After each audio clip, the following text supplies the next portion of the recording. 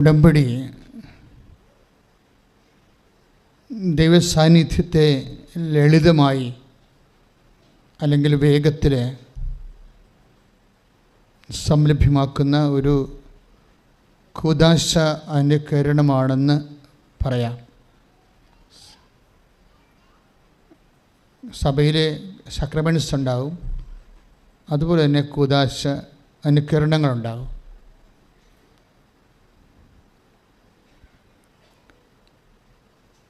യേശുവിനെ സംലഭ്യമാക്കുന്ന, ദൃശ്യവൽക്കരിക്കുന്ന എല്ലാ ആചാര അനുഷ്ഠാന രൂപങ്ങളും രണ്ടായിട്ട് തിരിക്കാം. ഒന്ന് കൂദാശ, രണ്ടാമത് അർത്ഥകൂദാശ. കാണപ്പെടാത്ത ദൈവത്തിൻ്റെ വരപ്രസാദം നമുക്ക് ലഭിക്കാൻ ഈശോമിശിഹ സ്ഥാപിച്ച കാണപ്പെടുന്ന അടയാളമാണ് കൂദാശ. നമുക്കറിയാം അർത്ഥകൂദാശയും ഏതാണ്ട് അത് തന്നെയാണ്. ഉടമ്പടിയിലും സംഭവിക്കുന്നത് തന്നെയാണ്. കാണപ്പെടാത്ത ദൈവത്തിൻ്റെ വരപ്രസാദം എന്ന് പറഞ്ഞാൽ വ്യത്യസ്തങ്ങളായ വരപ്രസാദമാണ്. അതിൻ്റെ അകത്ത് ഫിസിക്കൽ ബ്ലെസ്സിങ്സ് ഉണ്ട്, സ്പിരിച്വൽ ബ്ലെസ്സിങ്സ് ഉണ്ട്. ഇപ്പം യാക്കോബിന് ദൈവം കൊടുത്തത് ഫിസിക്കാലിറ്റി മെയിൻറ്റെയിൻ ചെയ്യാൻ വേണ്ടി. നമ്മുടെ ശരീരം ഈ ഭൂമിയിലായിരിക്കുമ്പോൾ അത് നിലനിർത്തുകയും വളരുകയും സുരക്ഷിതമായി സൂക്ഷിക്കുകയും ചെയ്യാനുള്ള കുറേ സംവിധാനങ്ങൾ വേണം. ഇത് വേണം, ആഹാരം വേണം, അല്ലേ? ആൾക്കാർ ക്ഷീണിക്കണം കണ്ടു കഴിഞ്ഞാൽ നീ എന്നാ ഒന്നും കഴിക്കണില്ല എന്ന് ചോദിക്കും, അല്ലേ? അപ്പം ആഹാരം വേണം. പിന്നെന്ത് വേണം? വസ്ത്രം വേണം. കാര്യം പട്ടികൾക്ക് വരെ മനുഷ്യൻ വസ്ത്രം ഇപ്പോൾ തയ്പ്പിച്ച് കൊടുക്കുന്നുണ്ട്, ഇല്ലേ? നമ്മൾ ചില യൂട്യൂബൊക്കെ കാണുമ്പോൾ ചില ആൾക്കാർ അവരുടെ വളർത്തു പട്ടികൾക്ക് വസ്ത്രം തയ്പ്പിച്ചിട്ട് കൊടുക്കും, പൂച്ചകൾക്കൊക്കെ. അപ്പോൾ ഒരു മാന്യതയുടെ പരിവേഷം മൃഗങ്ങൾക്ക് പോലും, അവരുടെ പെറ്റായിട്ടുള്ള മൃഗങ്ങൾക്ക് പോലും ചാർത്തി കൊടുക്കാൻ മനുഷ്യന് ഒരു അഭിവാഞ്ചയുണ്ട്. അപ്പോൾ മാന്യതയുടെ ഒരു പ്രതീകമാണ് വസ്ത്രങ്ങൾ. അത് മനുഷ്യന് അത് അടിസ്ഥാന ആവശ്യമാണ്. പിന്നെ എന്താ? വീട് വേണം, സുരക്ഷിതമായി ജീവിക്കാൻ അടച്ചുറപ്പുള്ള വീട് വേണം. ഇതിനു വേണ്ടിയാണ് നമ്മൾ ജോലിക്ക് വേണ്ടി പ്രാർത്ഥിക്കുന്നത്, അല്ലേ? അത് ബിസിനസ്സായാലും മറ്റു തരത്തിലുള്ള സർവീസ് സെക്ടറായാലും ഈ കാര്യങ്ങൾക്ക് വേണ്ടിയാണ് നമ്മൾ അങ്ങനെയുള്ള ആവശ്യങ്ങളെ അല്ലെങ്കിൽ അവലംബിക്കുന്നത്. നമ്മൾ പഠിക്കുന്നത് അതിനു വേണ്ടിയാണ്. വിദ്യാഭ്യാസം അതോടെ കണക്ട് ചെയ്തിരിക്കുകയാണ്. എന്തിനാണ് പഠിക്കണത്? ജോലി കിട്ടാൻ. ജോലി കിട്ടണത് എന്തിനാ? മാന്യമായിട്ട് ഇവിടെ ജീവിക്കാൻ, അല്ലെങ്കിൽ എല്ലാം ഇൻ്റർകണക്റ്റഡാണ്. അപ്പോൾ നിങ്ങളുടെ എല്ലാ പ്രശ്നങ്ങളെയും മൂന്നായിട്ട് തിരിക്കണം ബൈബിള്. നിങ്ങൾ ഇന്ന് ഉടമ്പടിയിൽ ഉന്നയിക്കുന്ന എല്ലാ വിഷയങ്ങളെയും ബൈബിള് മൂന്നായിട്ട് തിരിക്കുക. അടിസ്ഥാന സൗകര്യങ്ങളും ആത്മീയ ആവശ്യങ്ങളും. ആത്മീയ ആവശ്യമെന്ന് പറയുന്നത് നിത്യത വരെ ദൈവ പൈതലായത് കാരണം നിൻ്റെ ആത്മാവ് ദൈവത്തിൻ്റെ ആവശ്യമായി നിന്നിൽ കുടികൊള്ളുന്ന കാരണം ദൈവത്തിൻ്റെ മഹത്വത്തെ ആഗിരണം ചെയ്തുകൊണ്ട് ഉപരിമഹത്വം പ്രാപിച്ച് ദൈവത്തെ അറിഞ്ഞ് സന്തോഷിക്കാനുള്ള നിത്യതയുടെ നിൻ്റെ സാധ്യത കൂടി കണക്കിലെടുത്തുകൊണ്ടാണ് ഉടമ്പടി ദൈവം ക്രമീകരിച്ചിരിക്കുന്നത്. അതുകൊണ്ടാണ് പരിശുദ്ധ കുർബാന ഉടമ്പടിയുടെ അവസാന വാക്കായി മാറുന്നതിൻ്റെ കാരണം. പരിശുദ്ധ കുർബാനയും ഉടമ്പടിയാണ്. ഉടമ്പടി അല്ലാതെ ദൈവം ഒന്നും ചെയ്യത്തില്ല. കാര്യം ഉടമ്പടിയിൽ മാത്രമേ ദൈവവും നമ്മളും തമ്മിൽ പേഴ്സൺ ടു പേഴ്സൺ ഒരു ബൈലാറ്ററൽ എഗ്രിമെൻറ്റിലേക്ക്, ഒരു റിലേഷനിലേക്കും അത് ശാശ്വതമായൊരു ബന്ധത്തിലേക്ക് വരത്തുള്ളൂ.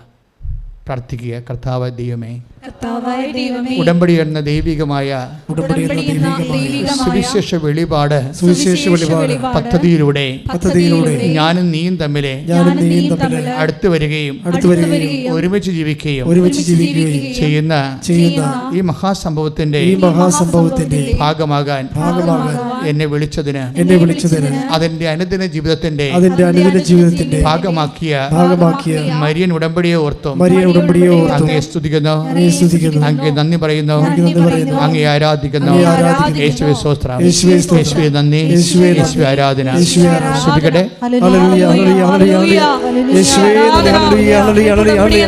വലിയ പ്രാർത്ഥന നൽകിയ ദൈവപിതാവിന്റെ വലിയ സ്നേഹത്തിന് ഞങ്ങൾ നന്ദി പറയും. പുസ്തകത്തിന്റെ 28-ാം അധ്യായം 20 മുതലുള്ള തിരുവചനങ്ങൾ. ഉൽപ്പത്തി പുസ്തകം 28-ാം അധ്യായം 20 മുതലുള്ള തിരുവചനങ്ങളാണ് നമ്മൾ ധ്യാനിച്ചു തുടങ്ങുന്നത്. വായിച്ചോളൂ. അത് കഴിഞ്ഞ് യാക്കോബ് ഒരു പ്രതിജ്ഞ ചെയ്തു. ഉടമ്പടി ചെയ്തു. കേക്കട്ടെ. അത് കഴിഞ്ഞ് പറഞ്ഞേ. അത് കഴിഞ്ഞ് യാക്കോബ് ഒരു ഉടമ്പടി ചെയ്തു. ദൈവമായ കർത്താവ് എന്റെ കൂടെ ഉണ്ടായിരിക്കുകയും ഈ യാത്രയിൽ പറഞ്ഞ ദൈവമായ കർത്താവ് എന്റെ കൂടെ ഉണ്ടായിരിക്കുകയും കൈയടിച്ച് സ്തുതിക്കട്ടെ. പരമദിവ്യകാരുണ്യത്തിന് ആരാധനയും സ്തുതിയും പുകഴ്ചയും ഉണ്ടായിരിക്കട്ടെ. അപ്പോൾ ഉടമ്പടിയുടെ ഒരു അടിസ്ഥാനപരമായ ആത്യന്തികമായ ലക്ഷ്യം എന്താ? മനുഷ്യൻ്റെ ആദ്യകാലം മുതലുള്ള അഭിവാഞ്ചിയാണിത്. എന്താണ്? നീ എൻ്റെ കൂടെ ഉണ്ടാവണമെന്ന്. എനിക്ക് കടമാകാം, ചിലപ്പോൾ എനിക്ക് രോഗമാകാം. നമുക്ക് ഈ ലോകത്ത് സന്തോഷമുള്ളതുപോലെ തന്നെ സങ്കടങ്ങളുടെ സാഹചര്യങ്ങളും ഉണ്ടാവും.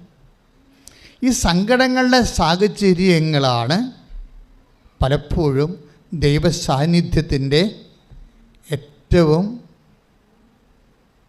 ടാൻസിബിളായിട്ടുള്ള സ്പർശ്യമായിട്ടുള്ള മുഹൂർത്തങ്ങളെന്ന് പറയുന്നത്. അത് നമുക്ക് വളരെ ഹൃദ്യമായി ഉറപ്പാക്കി തരുന്ന ഒരു ഉഭയകക്ഷിയായിട്ടുള്ള ഒരു ബന്ധമാണ് ഈ ഉടമ്പടി. ഉടമ്പടിയുടെ നിങ്ങൾ IELTS പാസ്സാക്കുക, അത് പിന്നെ വസ്തു വിൽക്കുക, കടം മാറുക, അതൊക്കെയാണ് വെച്ചിരിക്കുന്നത്. അതെല്ലാം നടക്കും, ഒരു സംശയമില്ല. സാക്ഷ്യങ്ങൾ കണ്ടറിയാൻ പറ്റുമല്ലോ അതിൻ്റെ അപ്പുറത്ത് നടക്കുമെന്ന്. അതിനേക്കാൾ 1000 മടങ്ങായിട്ടുള്ള പ്രശ്നങ്ങളാണെങ്കിലും അത് നടക്കും. പക്ഷേ എൻ്റെ മക്കൾ ശ്രദ്ധിക്കേണ്ടത്, ഇങ്ങനെയുള്ള ഭൗതികമായ ആനുകൂല്യങ്ങളുടെ എല്ലാം അന്തർധാരയായിട്ട് പോകുന്നത് ദ അൾട്ടിമേറ്റ് പ്രോമിസ്, ദൈവത്തിൻ്റെ ആത്യന്തികമായ വാഗ്ദാനം, ദ പ്രസൻസ് ഓഫ് ഗാഡ്. യാക്കോബ് 28:20-21 വായിച്ചോളൂ. ദൈവമായ കർത്താവ് എൻ്റെ കൂടെ ഉണ്ടായിരിക്കുകയും പറഞ്ഞ ദൈവമായ കർത്താവ് എൻ്റെ കൂടെ ഉണ്ടായിരിക്കുകയും ഈ യാത്രയിൽ എന്നെ സംരക്ഷിക്കുകയും എനിക്ക് ഉണ്ണാനും ഉടുക്കാനും തരുകയും എൻ്റെ പിതാവിന്റെ വീട്ടിലേക്ക് സമാധാനത്തോടെ ഞാൻ തിരിച്ചെത്തുകയും ചെയ്താൽ കർത്താവായിരിക്കും എൻ്റെ ദൈവം. Praise the Lord. Praise the Lord. Hallelujah. Hallelujah. യേശുവേ സ്തോത്രം. യേശുവേ സ്തോത്രം. യേശുവേ നന്ദി. യേശുവേ നന്ദി. യേശുവേ ആരാധന. യേശുവേ ആരാധന. Hallelujah. Hallelujah. Praise the Lord. Praise the Lord. അപ്പോൾ ഉടമ്പടിയുടെ കണ്ടില്ലേ, ഉടമ്പടി കണ്ടന്റ് കണ്ടില്ലേ? നമ്മൾ ഇന്ന് ഈ ആൾക്കാരെല്ലാം ഈ സാക്ഷ്യം പറയുന്നതിൻ്റെ കാരണം എന്താണ്? ഇതിൻ്റെ ബേസിക് എന്ന് പറയുന്നത് എന്താണ്? ഒന്ന്, ദൈവത്തിൻ്റെ സാന്നിധ്യം. എൻ്റെ യാത്ര എവിടെ അവസാനിക്കുന്നു? നിത്യത്തിലാണ് അവസാനിക്കുന്നത്, ഉറപ്പല്ലേ? അല്ലേ? യാത്ര എവിടെ അവസാനിക്കണം? നമ്മുടെ വിശ്വാസ യാത്ര എവിടെ അവസാനിക്കും? നിത്യത്തിൽ അവസാനിക്കണം. അതുകൊണ്ടാണ് യാക്കോബ് പറയുന്നത്, ഈ യാത്രയിൽ എൻ്റെ കൂടെ ഉണ്ടാകണം, നിത്യത വരെ എൻ്റെ കൂടെ ഉണ്ടാകണം. ഒന്ന് കൈയടിച്ച് കർത്താവിന് നന്ദി പറഞ്ഞേ. അപ്പോൾ ദൈവത്തിൻ്റെ സാന്നിധ്യം, അതായത് ഉടമ്പടിയാണ് ദൈവസാന്നിധ്യം ഏറ്റവും കൂടുതൽ നമുക്ക് ദൃശ്യവൽക്കരിക്കുന്നതും നമ്മുടെ പഞ്ചേന്ദ്രിയങ്ങൾക്ക് വരെ അനുഭവവേദ്യമാക്കുന്നത് ദൈവത്തിൻ്റെ സാന്നിധ്യം. ഇപ്പോൾ കഴിഞ്ഞ ദിവസങ്ങളിൽ അമിഷ എന്നും പറഞ്ഞൊരു പെൺകുട്ടി ഒരു സാക്ഷ്യം പറഞ്ഞു. അതുപോലെ അലീഷ എന്നും പറഞ്ഞ് വേറെ രണ്ടും പേരൊക്കെ സെയിമാണ്, വ്യത്യാസം. ആ അമീഷ പറഞ്ഞ സാക്ഷ്യം എന്ന് വെച്ച് കഴിഞ്ഞാൽ ഇവരുടെ മൊബൈൽ കാണാതെ പോയി അല്ലേ. അപ്പോൾ അവർക്ക് ഡൗട്ട് തോന്നി. അപ്പോൾ അവർ ബംഗാളികളുടെ കോളനിയിലേക്ക് പോയെന്നാണ് പറയണത്. അവർക്ക് ഡൗട്ട് തോന്നിയിട്ട് അവരുടെ ആ സാഹചര്യത്തിൻ്റെ സിറ്റുവേഷൻ തെളിവ്. അപ്പോൾ അവിടെ ചെന്നപ്പോൾ അവർക്ക് മുല്ലപ്പൂവിൻ്റെ മണമുണ്ടായിരുന്നു. ആ സാക്ഷ്യം കേട്ടില്ലേ നിങ്ങൾ? ആ സാക്ഷ്യം കേട്ടപ്പോൾ എനിക്കെന്താ മനസ്സിലായെന്നറിയാവോ? എന്നിട്ട് അവർ പറയുന്ന 400 പേരുണ്ടല്ലോ ഇവിടെ, ആ കോളനിയിൽ 400 പേരുണ്ട്, അതിൽ ആരാണ് എടുത്തതെന്ന് എങ്ങനെ അറിയാം? അതുകൊണ്ട് ഒരു തിരിച്ചറിവ് പരേഡ് വെക്കാൻ നോക്കി. അതിൻ്റെ അകത്ത് ഒരു പരിചയമുള്ള ബംഗാളിയെ പിടിച്ചിട്ട് കാര്യങ്ങൾ പറഞ്ഞപ്പോൾ ഇവരാണെന്ന് ചോദിച്ചുകൊണ്ട് ഓരോ ആൾക്കാരെ കൊണ്ടുവന്നു.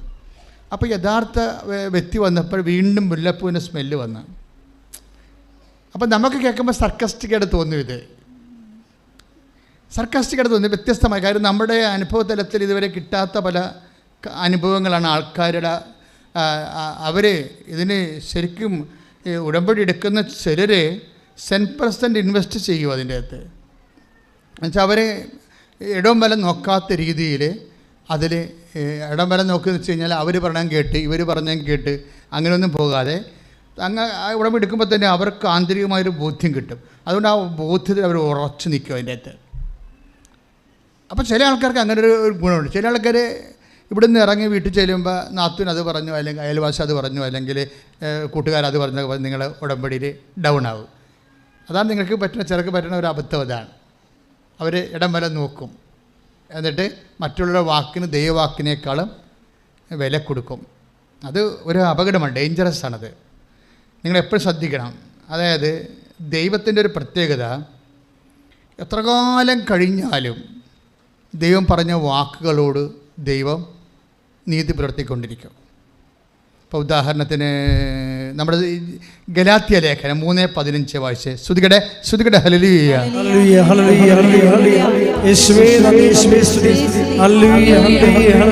മഹത്വം, ആരാധന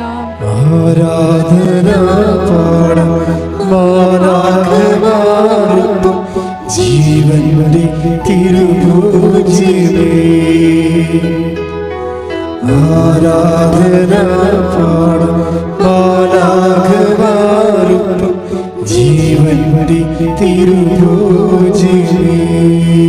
ഗലാത്യർ 3:15. സഹോദരരെ, സഹോദരങ്ങളെ, മനുഷ്യ സാധാരണമായ ഒരു ഉദാഹരണം പറഞ്ഞാൽ ഒരുവന്റെ ഉടമ്പടി ഒരിക്കൽ സ്ഥിരീകരിച്ചതിന് ശേഷം ആരും അത് അസാധുവാക്കുകയോ അതിൽ എന്തെങ്കിലും കൂട്ടിച്ചേർക്കുകയോ ചെയ്യാറില്ല. അപ്പോൾ ആദ്യകാലത്തെ ദൈവത്തിൻ്റെ ആദ്യകാലം ഉടമ്പടിയെക്കുറിച്ച് പറഞ്ഞ കാര്യം എന്താണ്? യാക്കോബ് ശ്രീഹ എന്താ പറഞ്ഞത്? യാക്കോബ് ശ്രീഹ അല്ല, പഴയ നിയമത്തിലെ യാക്കോബ്, പിതാവായ യാക്കോബ്. അതായത് എനിക്ക് ഉണ്ണാനോ ഉടുക്കാനോ എൻ്റെ അപ്പൻ്റെ ഭവനത്തിലേക്ക് തിരിച്ചു പോകാനും ഇടയാക്കിയാൽ, എൻ്റെ യാത്രയെല്ലാം നീ എന്നെ കൂടെ നടന്ന് സംരക്ഷിച്ചാൽ നീ തന്നെയായിരിക്കും എൻ്റെ ദൈവം. അപ്പോൾ യാക്കോബിനോട് ആ ഉടമ്പടി ദൈവം സ്ഥിരീകരിച്ച് കൊടുക്കുന്നുണ്ട്. അതുകൊണ്ട് തന്നെ ഇത് 1000 വർഷം കഴിഞ്ഞാലും ഉടമ്പടിയുടെ ഭാഗമായിട്ട് അത് റദ്ദ് ചെയ്യുകയോ കൂട്ടിച്ചേർക്കുകയില്ല. ആ ഉടമ്പടി അതേ രീതിയിൽ തന്നെ ഇപ്പോഴും നിലനിൽക്കുകയാണ്. കാരണം ദൈവത്തിന് മാറ്റമില്ലാത്തതുപോലെ. നിയമാവർത്തനം 7:9. അതിനാൽ നിങ്ങൾ അറിഞ്ഞുകൊള്ളുക, നിങ്ങളുടെ ദൈവമായ കർത്താവാണ് ദൈവം. തന്നെ സ്നേഹിക്കുകയും തന്റെ കൽപ്പന പാലിക്കുകയും ചെയ്യുന്നവനോട് 1000 തലമുറകൾ വരെ ഉടമ്പടി പാലിക്കുകയും അചഞ്ചലമായ സ്നേഹം പ്രകടിപ്പിക്കുകയും ചെയ്യുന്ന വിശ്വസ്തനായ ദൈവം. Praise the Lord.